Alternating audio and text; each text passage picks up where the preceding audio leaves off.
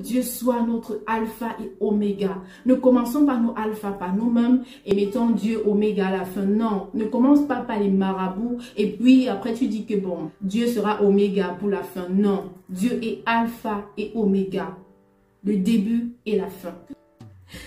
Hello la famille, hello tout le monde, hello à toi qui me regarde. J'espère de tout cœur que tu vas bien. Je te souhaite une merveilleuse année 2022. Beaucoup de grâce et de bénédictions. Je suis heureuse de te retrouver aujourd'hui dans une nouvelle vidéo, dans une nouvelle année. Et je souhaite vraiment que nous passions ensemble une merveilleuse année 2022 conduite par le Saint-Esprit. Si tu es nouveau ou nouvelle sur cette chaîne, je m'appelle Désirée et je partage sur ma chaîne la parole de Dieu. Je t'encourage à avoir une intimité avec Dieu car nous avons besoin de Dieu dans tous les domaines de notre vie. Dieu, c'est tout ce dont on a besoin. On ne peut rien sans Dieu. Et il est temps que nous le comprenions pour arrêter de souffrir et de faire trop de choses avec nos efforts humains en vain.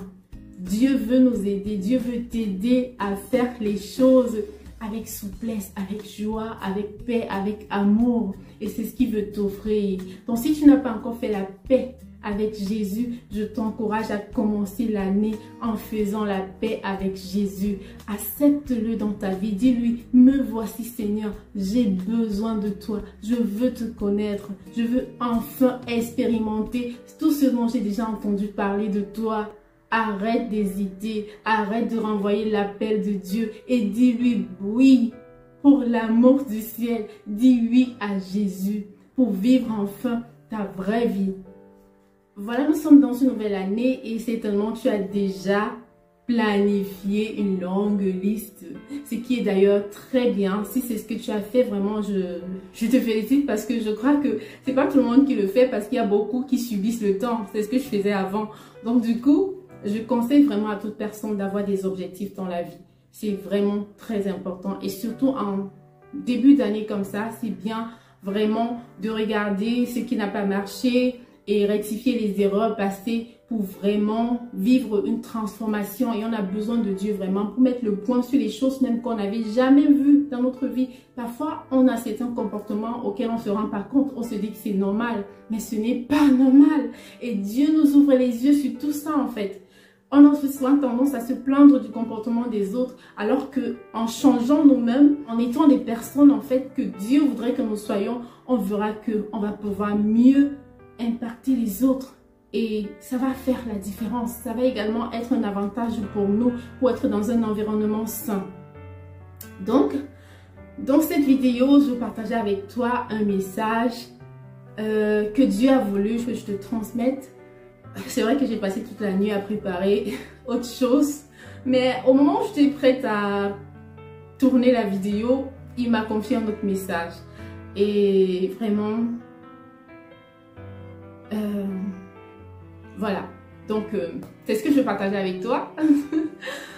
Et je crois sincèrement que nous avons tous besoin de l'entendre.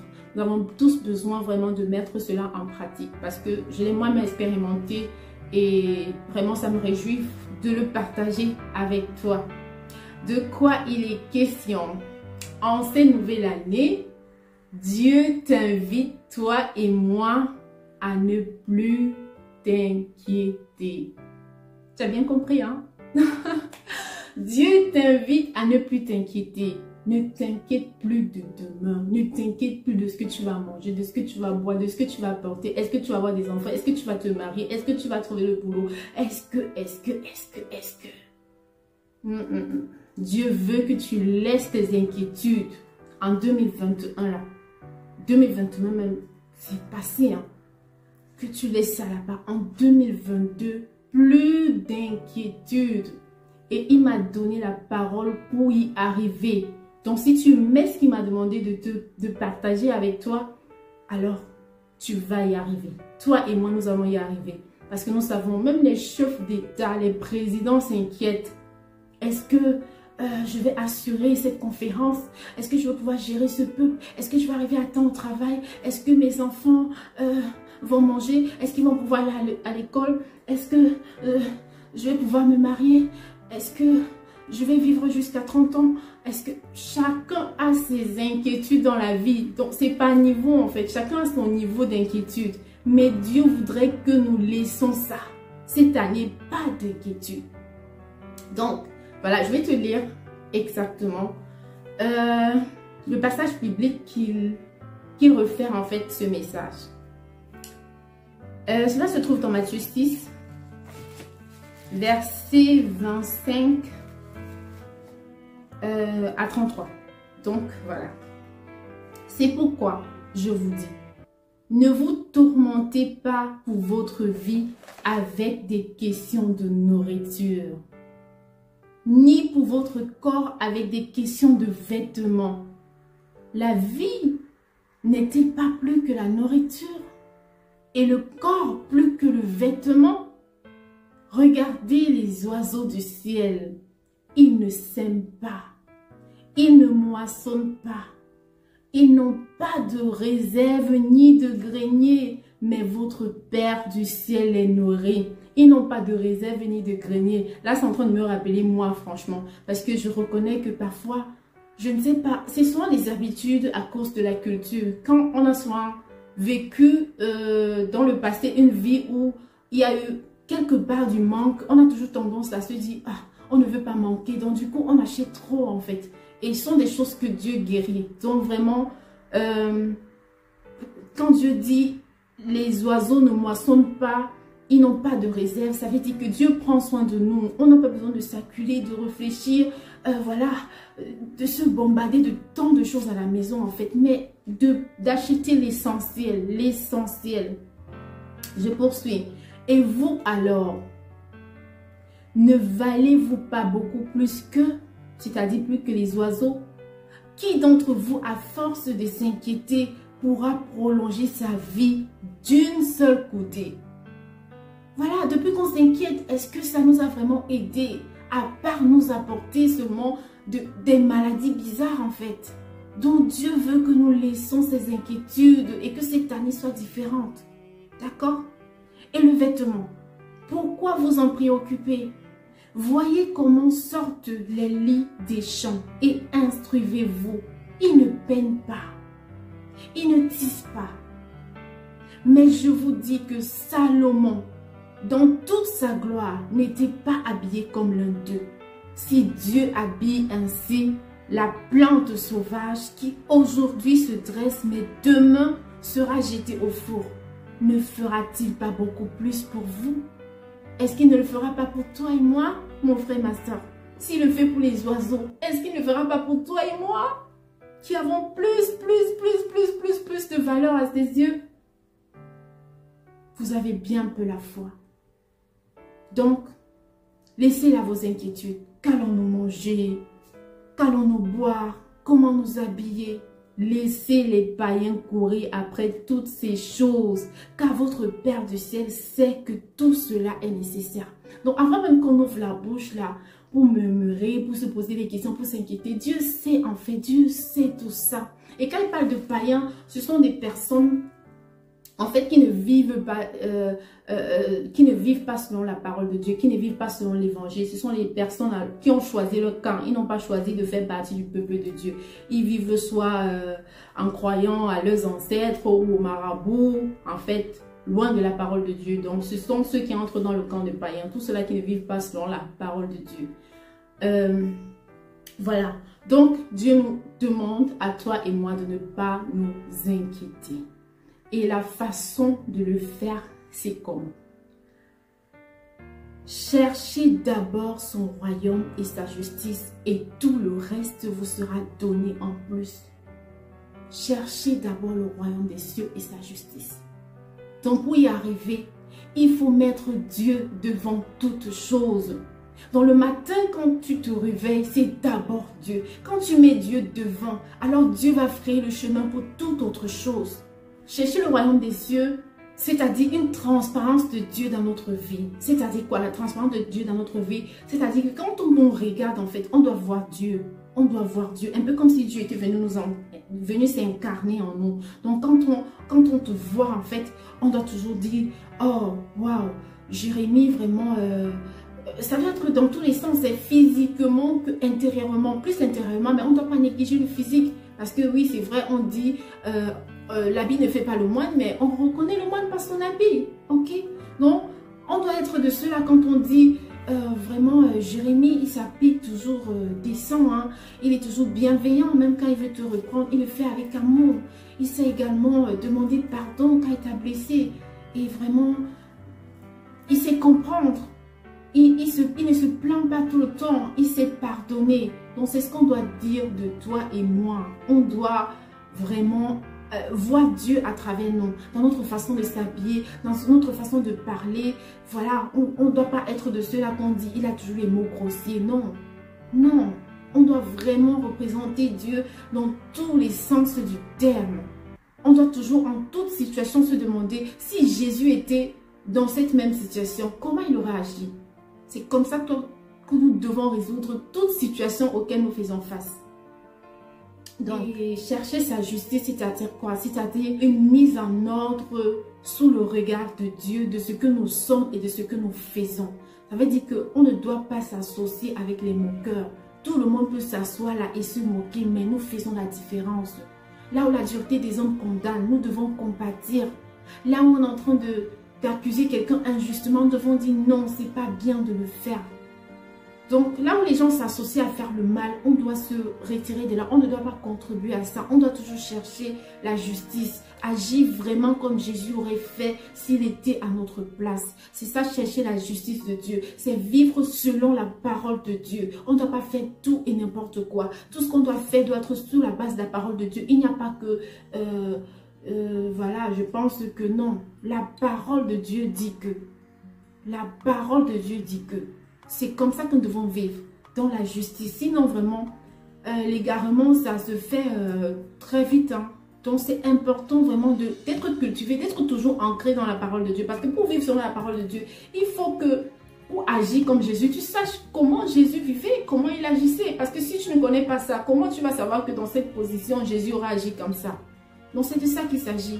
Vraiment, méditer la parole. Être vraiment en intimité, en connexion avec le Saint-Esprit, c'est très important. Donc, voilà, c'est ça. C'est ce que Dieu nous amène à faire dans cette nouvelle année. Vraiment, de lui faire confiance, de mettre Dieu vraiment devant tout. Si tu te lèves le matin et que tellement tu es inquiet des embouteillages, crois-moi que si tu te dis que tu ne pries pas parce que tu veux éviter les embouteillages, si tu devais faire 1 heure d'embouteillage, tu vas faire 3 heures. Je te souhaite pas, mais je te dis que si tu ne mets pas Dieu devant tout, vraiment, tu verras la différence. Mais si tu dis, non, je ne peux pas sortir sans prier, je ne peux pas sortir sans confier ma journée à Jésus. Si tu commences par Dieu, si tu mets Jésus devant tout, tu verras qu'il va frayer un chemin.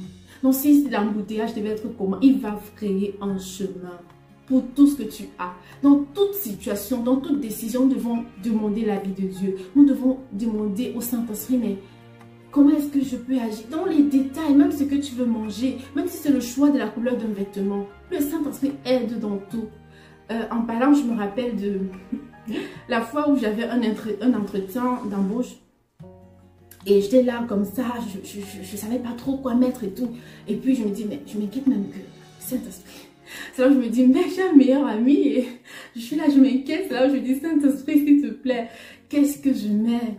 Et ce qui m'a conseillé, en fait, je voyais ça comme, c'était passé, voilà, c'est passé chaud, quoi. Donc, moi, je voyais quelque chose de vraiment sapé chaud, genre, gratuit. Voilà, tu vois ce que je veux dire. Mais ce qu'il m'a proposé de porter était un peu plus relax, je vais dire ça comme ça. Pas mauvais, mais genre relax en fait. Et crois-moi que quand je suis arrivée ce jour à l'entretien, je me suis dit seulement, Saint-Esprit, heureusement que je t'ai écouté, heureusement, parce que si j'avais sapé là, moi j'allais dire que non.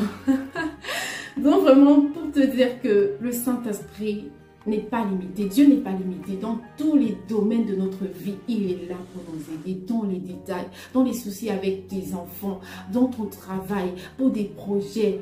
Va dans le secret, demande à Dieu. Voilà, il y a tes situations dans tout domaine. Dans tout domaine, Dieu est là pour toi et moi.